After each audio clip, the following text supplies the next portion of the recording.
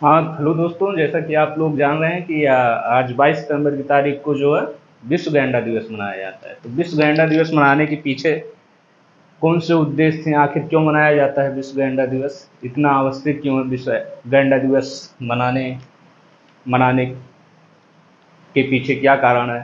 तो इन सारी बातों का आज हम चर्चा करेंगे और देखेंगे कि विश्व गैंडा दिवस आखिर क्यों मनाया जाता है। तो जैसा कि हम जानते हैं कि गैंडा हमारे पारिस्थितिकी तंत्र के लिए एक महत्वपूर्ण जानवर है और इसका पिछले कई वर्षों से अवैध शिकार किया जाता है। इसका कोई प्राकृतिक शिकारी तो नहीं है, बस मानव ही एक ऐसा शिकारी है जो अपनी इच्छाओं की पूर्ति के लिए गैंडे का शिकार करता है और जिसकी वजह से आज गैंडा एक विलुप्त प्राय प्रजातियों में धीरे धीरे शामिल होते जा रहा है। इसकी कई प्रजातियां जो है विलुप्त हो चुकी हैं और कुछ प्रजातियों संकटग्रस्त या लुप्त प्राय होने की स्थिति पर आ चुकी हैं। तो इसके लिए, इसे बचाने के लिए, गैंडे को बचाने के लिए अंतर्राष्ट्रीय स्तर पर जो है विश्व गैंडा दिवस मनाने का फैसला 2010 में वर्ल्ड वाइल्ड फंड द्वारा किया गया।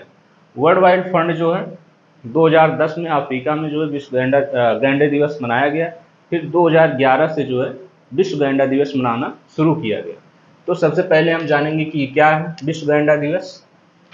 तो विश्व गैंडा दिवस जो है पारिस्थितिकी तंत्र में जो है गैंडे को महत्व को गैंडों के महत्व को रेखांकित करने के लिए, गैंडों के महत्व को रेखांकित करने तथा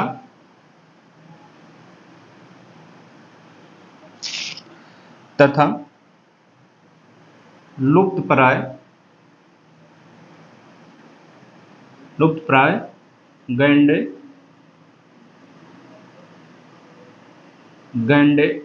प्रजातियों को बचाना है, प्रजातियों को बचाना है। इसके स्टेक होल्डर कौन है? स्टेक होल्डर मतलब कि इसमें कौन कौन से लोग शामिल हैं। तो इसमें शामिल है, पहला तो एनजीओ हैं जिन्हें नॉन गवर्नमेंट ऑर्गेनाइजेशन कहा जाता है या गैर सरकारी संगठन कहा जाता है। दूसरा, चिड़ियाघर से जुड़े हुए व्यक्ति हैं जो चिड़ियाघर में जानवरों का संरक्षण करते हैं, तो चिड़ियाघरों से जुड़े हुए व्यक्ति हैं। तीसरा जो है वन्यजीव अभयारण्य से जुड़े हुए व्यक्ति हैं, वन्यजीव अभयारण्य।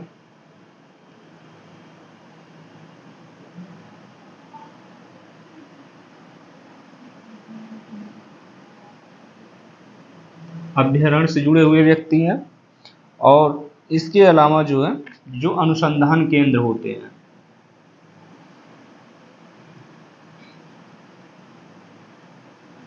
अनुसंधान केंद्र,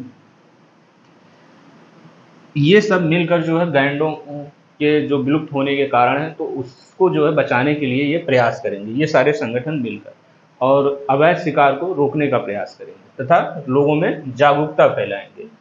तो ये जो है गैंडों के बचाने के लिए एक प्रमुख प्रयास है। इसके अलावा गैंडों की कौन कौन सी प्रजातियां हैं? तो गैंडों की मुख्यतः 5 प्रजातियां होती हैं। पहला जो है, पहली प्रजाति है सफेद गैंडों की है, सफेद गैंडों की। दूसरा है काले गैंडों की।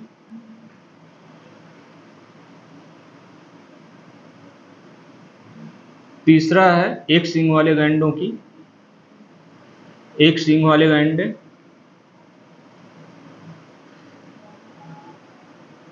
एक सींग वाले गैंडे। चौथा है सुमात्रान या सुमात्रन गैंडा, सुमात्रन गैंडा जो सुमात्रा क्षेत्र में पाया जाता है, तो सुमात्रन गैंडा। इसके बाद पांचवा है जावा गैंडा, जो जावा क्षेत्र में निवास करते हैं, इसलिए इन्हें जावान गैंडा कहा जाता है। तो ये 5 गैंडा की मुख्य प्रजातियां हैं। इनमें से जो है जो काला गैंडा है वो 2010 में अफ्रीका में लुप्त प्राय घोषित कर दिया गया। जो सफ़ेद गैंडा है वो भी संकटग्रस्त है। एक सींग वाला गैंडा भी जो है नियर थ्रेटेंड है, मतलब संकटग्रस्त है। सुमात्रन गैंडा, ये सब जो है या तो संकटग्रस्त हैं या फिर जो है लिस्ट कर्सन में है। तो इस आधार पर इन्हें बचाने की कोशिश की जा रही है। अब जैसे 2008 से 2018 के बीच जो है 70% गैंडों का शिकार किया गया। 2008 से 2017 के बीच एक शोध में पता चला कि मध्य शोध में ये पता चला कि अफ्रीका में केवल 70%, अफ्रीका में केवल 7,000 गैंडों का अवैध शिकार किया गया। 7,000 गैंडों का अवैध शिकार किया गया।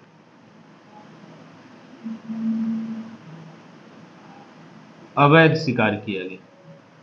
दूसरी चीज, अफ्रीका में सबसे बड़ी मात्रा में गैंडे पाए जाते हैं, इसलिए अफ्रीका को जो है गैंडों का जो है घर कहा जाता है। तो क्योंकि वहाँ पर लगभग 70% आबादी गैंडों की अफ्रीका महाद्वीप में पाई जाती है।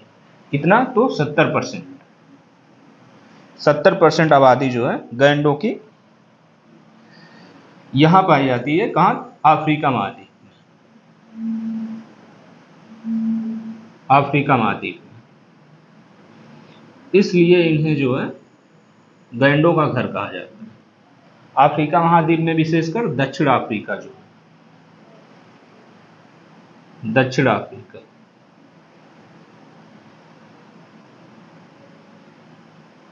दक्षिण अफ्रीका जो है ये अफ्रीकों का जो है घर कहा जाता है अपनी आबादी के कारण। इसके बाद इसके कमी होने के कारण क्या है कि इनका लोग शिकार क्यों करते हैं? तो इनकी कमी होने के निम्न 2 कारण। पहला जो कारण है, पहले इनका कारण है कि इनकी जो जनसंख्या वृद्धि है वो बहुत धीमी है। जनसंख्या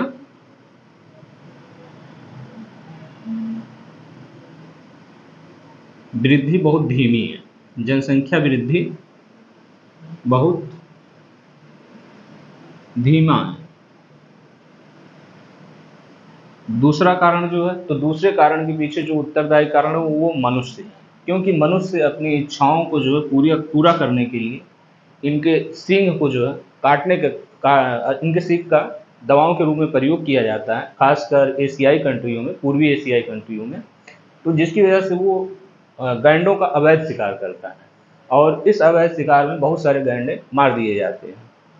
तो इनसे बहुत सारी दवाइयाँ बनाई जाती हैं। तो इनके सींग का जो है,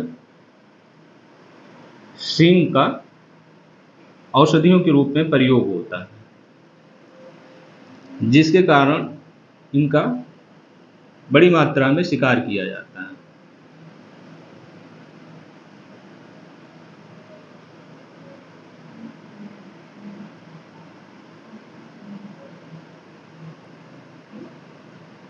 तो इनसे कौन कौन सी बीमारियों के लिए औषधियाँ बनाई जाती हैं?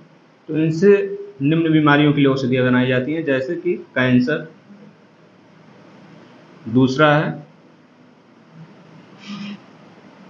पुरुष शक्ति में वृद्धि के लिए, पुरुष शक्ति की वृद्धि के लिए, शक्ति की वृद्धि के लिए, वृद्धि के लिए। तीसरा है बुखार और चौथा है ऐंठन।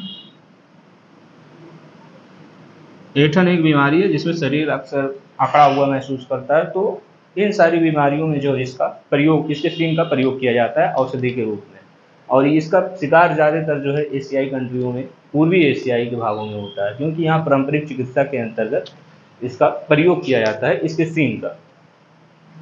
इसके बाद हम देखते हैं कि गैंडों का जो है IUCN की रेड डाटा लिस्ट में क्या स्थिति है। तो IUCN के बारे में आप जानते ही होंगे कि इसका पूरा नाम जो है international union for nature conservation है। ठीक, इसकी स्थापना की गई थी 1948 में। इसका मुख्य कार्य था कि प्राकृतिक के जो प्राणी हैं, जैसे जानवर, पौधे, कवक, इन सभी का संरक्षण करना और इनकी देखरेख करना तथा इनका एक निश्चित डाटा तैयार करना। तो 1948 में किया गया था IUCN की स्थापना। इसका मुख्यालय जो है, इसका मुख्यालय कहाँ है? तो इसका मुख्यालय है स्विट्जरलैंड के ग्लैंड में। कहाँ पर है? स्विट्जरलैंड, स्विट्जरलैंड कहाँ है? तो स्विट्जरलैंड जो है यूरोप महाद्वीप का एक देश है, स्विट्जरलैंड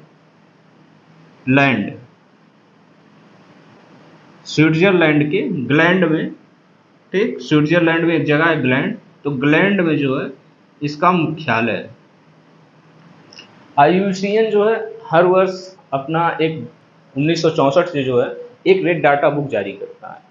तो उस रेड डाटा बुक में ये बताया जाता है कि मतलब जानवरों की क्या स्थिति है, कौन से जानवर जो है विलुप्त हो गए हैं, कौन से जानवर संकटग्रस्त हैं, या कौन सा जानवर लुप्त होने की स्थिति पर है, कौन सा जो है नियर थ्रेटेंड है, मतलब कि जल्द ही उनके ऊपर खतरा आ जाएगा, कौन लिस्ट कंसर्न में है। तो इन सारी चीज़ों का जो है रेड डाटा बुक में अध्ययन किया जाता है। रेड डाटा बुक कौन प्रकाशित करता है? तो रेड डाटा बुक प्रकाशित करता है IUCN। IUCN जो है रेड डाटा बुक 1964 से प्रकाशित कर रहा है। तो रेड डाटा बुक के बारे में हम जानेंगे कि रेड डाटा बुक को जो है कब से प्रकाशित किया जा रहा है, और इसके पहले इसका इतिहास थोड़ा सा समझेंगे रेड डाटा बुक का। तो रेड डाटा बुक का जो इतिहास है, रेड डाटा बुक को कौन प्रकाशित करता है? तो इसे प्रकाशित करता है IUCN। IUCN की स्थापना 1948 में। रेड डाटा बुक,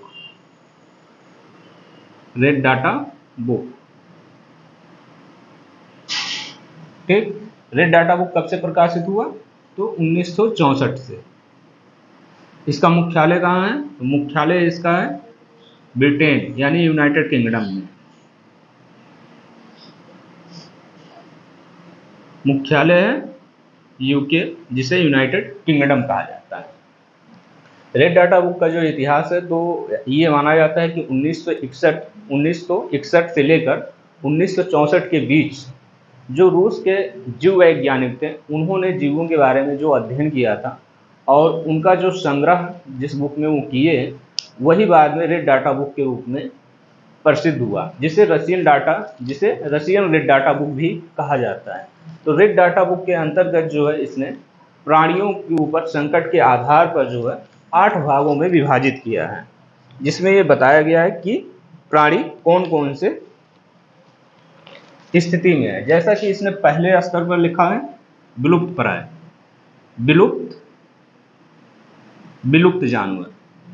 विलुप्त श्रेणी में ऐसे जानवरों को रखा गया है जो इस समय ना तो चिड़ियाघरों में है, ना वन्यजीव संरक्षण जो केंद्र होता है वहाँ पर हैं, तो वे इस समय पृथ्वी से समाप्त हो चुके हैं। ऐसे जीवों को जो है विलुप्त प्राय में रखा जाता है। दूसरी जो श्रेणी है वो है जंगलों से विलुप्त प्राय जीव। जंगलों से विलुप्त प्राय जीव,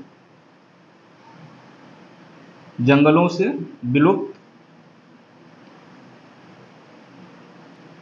प्राय जीव, मतलब कि जंगल में अब इन जीवों का कोई भी संख्या नहीं है, अब जंगलों से ये समाप्त हो चुके हैं। इनका संरक्षण केवल जो है चिड़ियाघरों में किया जा रहा है। तो चिड़ियाघरों में ही केवल ये उपस्थित रह गए हैं, बाकी हर जगह से ये समाप्त हो चुके हैं।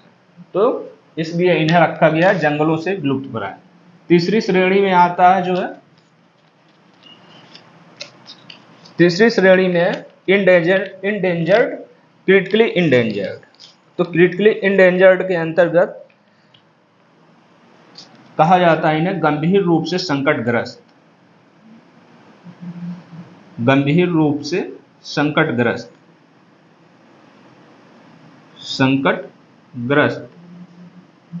गंभीर रूप से संकटग्रस्त जो जानवर हैं, तो उनको रेड डाटा लिस्ट में इसमें शामिल किया जाता है। इसका शॉर्ट फॉर्म है क्रिटिकली इंडेंजर्ड, इसे CR के रूप में लिखा जाता है शॉर्ट फॉर्म में। तो क्रिटिकली इंडेंजर्ड ऐसे जानवर जो गंभीर रूप से संकटग्रस्त है। चौथी श्रेणी में है लुप्त प्राय।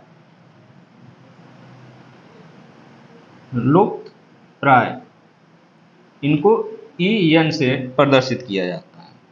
EN का मीनिंग है इंडेंजर्ड। तो ये गंभीर रूप से संकटग्रस्त से अच्छी स्थिति में है, लेकिन इतनी भी अच्छी स्थिति में नहीं है कि इनकी जनसंख्या बहुत ज़्यादा हो। ये उसी, अगर इनका संरक्षण नहीं किया जाएगा तो ये उसी स्थिति में पहुंच जाएंगे कि धीरे धीरे ये गंभीर संकटग्रस्त, और गंभीर संकटग्रस्त के बाद फिर जाने रहे जंगलों से भी विलुप्त हो सकते हैं।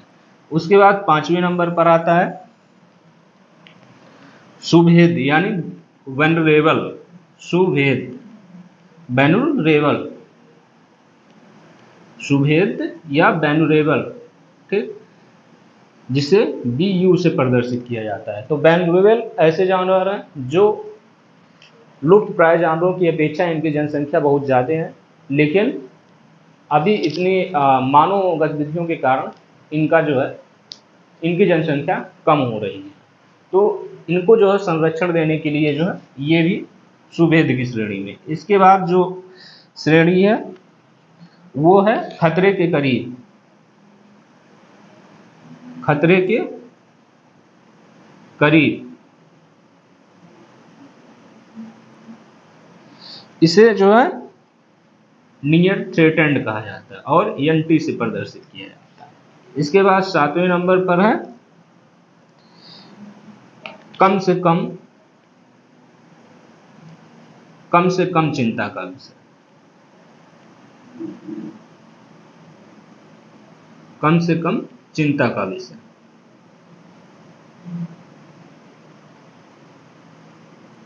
जिसे जो है लिस्ट कंसर्न में रखा जाता है। लिस्ट कंसर्न, तो सबसे सुरक्षित स्थिति में अभी ये है कम से कम चिंता का विषय। इनकी जनसंख्या काफी ज्यादा है, तो इसलिए ये सबसे सुरक्षित अवस्था में है। अब इसके बाद हम ये समझेंगे कि गैंडों की कौन सी प्रजातियां जो है लिस्ट कंसर्न में है, कौन सी प्रजातियां क्रिटिकली इंडेंजर्ड हैं, कौन सी प्रजातियां जो है इंडेंजर्ड में है या वनरेबल हैं। तो अब हम इनके बारे में जानेंगे। तो जैसा कि जो है जो इंडेंजर्ड की श्रेणी में है उनमें आते हैं जैसे कि काले गैंडे। काले गैंडे, काले गैंडों को जो है, काले गैंडों को क्रिटिकली इंडेंजर्ड में रखा गया है। काले गैंडों को किस में रखा गया है? तो CR में रखा गया है, यानी कि क्रिटिकली इंडेंजर्ड, गंभीर रूप से संकटग्रस्त।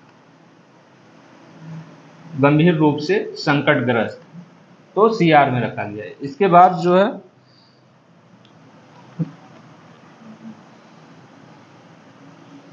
इसके बाद जो जावा गैंडा है, जावा क्षेत्र में जो गैंडे पाए जाते हैं, जावा गैंडा, ये भी CR की श्रेणी में है कि क्रिटिकली इंडेंजर्ड है। इसके अलावा सुमात्रन गैंडा जो है, जो सुमात्रा क्षेत्र में पाया जाता है, तो सुमात्रन गैंडा भी जो है क्रिटिकली रूप से इंडेंजर्ड है। मतलब कि ये तीनों जो है बहुत अधिक संकटग्रस्त स्थिति में है, इनकी संख्या बहुत ही कम बची हुई है, तो इसलिए इन्हें क्रिटिकली इंडेंजर्ड में रखा गया है। इसके बाद एक सींग वाला गैंडा है। एक सींग वाले गैंडे को जो है वनरेबल की स्थिति में रखा गया है। एक सींग वाले गैंडे को वनरेबल का मतलब है कि अभी तो स्थिति ठीक है लेकिन बहुत अच्छी नहीं है, मतलब कि ये सुभेद्य हैं, इनके ऊपर कभी भी संकट मंडरा सकता है और ये लुप्त प्राय वाली श्रेणी में जा सकते हैं। तो एक सींग वाला गैंडा कौन सी श्रेणी में है? वनरेबल यानी सुभेद्य, सुभेद्य श्रेणी में,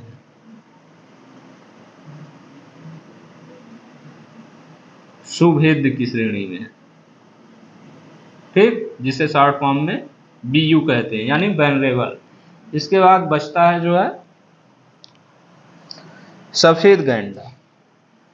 तो सफेद गैंडा कौन सी श्रेणी में? सफेद गैंडा है, सफेद गैंडा जो है नियर थ्रेटेंड में, सफेद गैंडा नियर थ्रेटेंड की श्रेणी में आता है, जिसे NT से प्रदर्शित करते हैं, ठीक। नियर थ्रेटेंड, नियर थ्रेटेंड का पूरा नाम है कि जल्द खतरे में पड़ने की इनकी संभावना है, मतलब कि अभी ये इनकी स्थिति ठीक है, लेकिन फिर भी जल्द ही अगर इनका संरक्षण नहीं किया गया तो जल्द ही ये समाप्त हो सकते हैं, तो इसलिए इन्हें एंटी में रखा गया है। तो ये 5 श्रेणियां हैं जो अलग अलग रूप में अलग अलग स्थिति है जिनमें, जैसे काले गैंडे जो है वो क्रिटिकली इंडेंजर्ड है, जो जावा गैंडे हैं वो भी क्रिटिकली इंडेंजर्ड है, जो सुमात्रन गैंडे हैं वो भी क्रिटिकली इंडेंजर्ड है, जो एक सिंग वाला गैंडा है वो वनरेबल है यानी कि सुभेद्य है, और जो सफ़ेद गैंडा वो नियर थ्रेटेंड है, मतलब कि संकटग्रस्त स्थिति में अभी पहुंचने वाला है। इसके बाद हम कुछ अन्य जानकारी जो है, जो इससे जुड़ी हुई महत्वपूर्ण जानकारी हैं उनको समझेंगे। तो इससे जुड़ी जो अन्य महत्वपूर्ण जानकारी है, जैसे कि गैंडे की जो सींग है वो कैसे बनी होती है, वो कोई हड्डी होता है या मांस का लोथड़ा होता है, क्या होता है, तो उसके बारे में जानेंगे। भारत कब से इसमें सहयोग कर रहा है, तो अन्य महत्वपूर्ण जानकारी, अन्य महत्वपूर्ण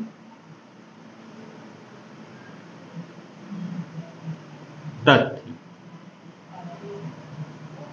अन्य महत्वपूर्ण तथ्य में क्या क्या शामिल हो सकता है, तो जैसे अन्य महत्वपूर्ण तथ्यों में शामिल है जैसे गैंडों की सींग। गैंडों की सींग हड्डी नहीं होती है, बल्कि गैंडों की जो सींग होती है वो केराटिन नाम का एक प्रोटीन होता है। केराटिन केराटिन नाम का एक फाइबर प्रोटीन है। जैसे जो हमारे बाल या नाखून में जो प्रोटीन पाया जाता है उसे केराटिन प्रोटीन कहते हैं। तो केराटिन प्रोटीन का ही गैंडों का सींग बना होता है। अगर इन्हें काट दिया जाए तो इससे इनकी मौत नहीं होती, लेकिन इसी सींग को प्राप्त करने के लिए लोग गैंडों का शिकार करते हैं। तो किससे बना होता है, केराटिन। केराटिन से हमारे शरीर में क्या क्या बना होता है, मानव शरीर में, तो जैसे नाखून है, बाल है, ये सब केराटिन प्रोटीन से बनते हैं। दूसरी चीज ये है कि भारत का जो काजीरंगा है, काजीरंगा एक भारत में जो काजीरंगा है, तो काजीरंगा एक महत्वपूर्ण जो गैंडा संरक्षित क्षेत्र है, ठीक, जिसका पूरा नाम जो है काजीरंगा राष्ट्रीय उद्यान है।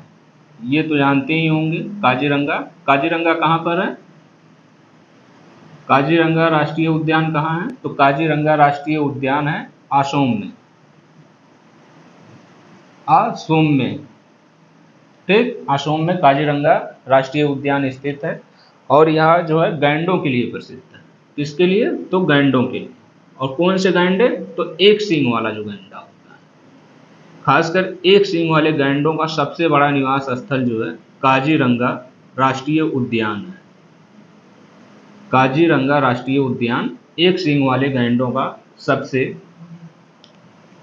बड़ा निवास स्थान है।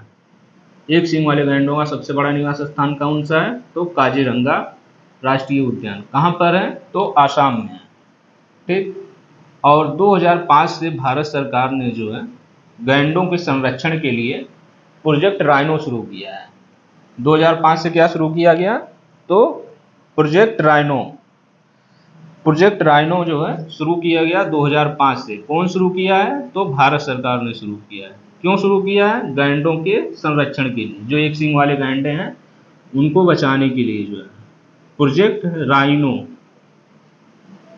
राइनो का यहाँ तात्पर्य है कि राइनोसोरस जो शब्द है उसके उसी से लिया गया है। राइनो का ही अर्थ होता है गैंडा।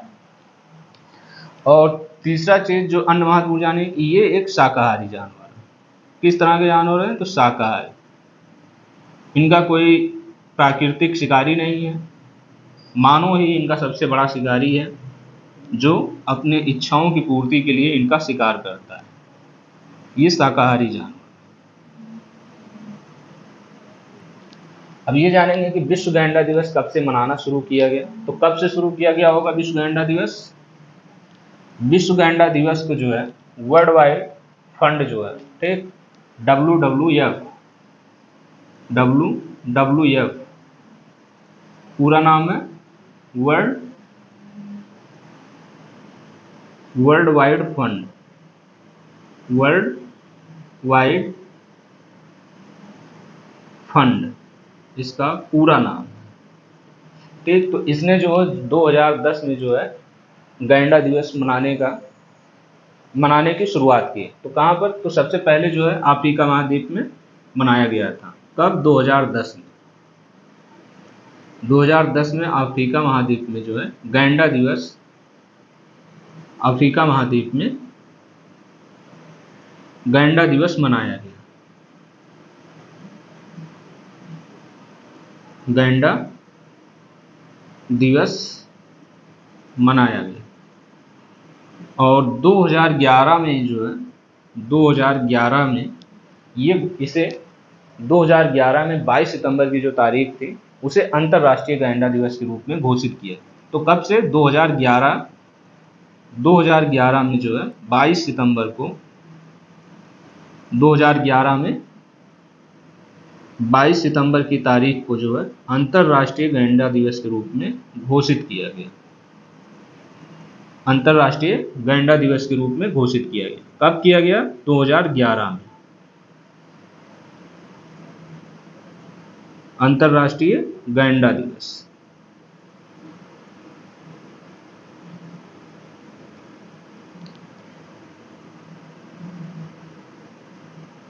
अंतर्राष्ट्रीय गैंडा दिवस 2011 से जो विश्व स्तर पर मनाया जाने लगा। तो ये कुछ प्रमुख जानकारी थी जो गैंडा दिवस से संबंधित था कि गैंडा हमारे लिए क्यों महत्वपूर्ण है और उससे संबंधित कौन कौन से महत्वपूर्ण तथ्य हैं जो हमने आज आपके साथ आज शेयर किया, तो जो आपके अन्य एग्जामों में सहायता कर सकता है।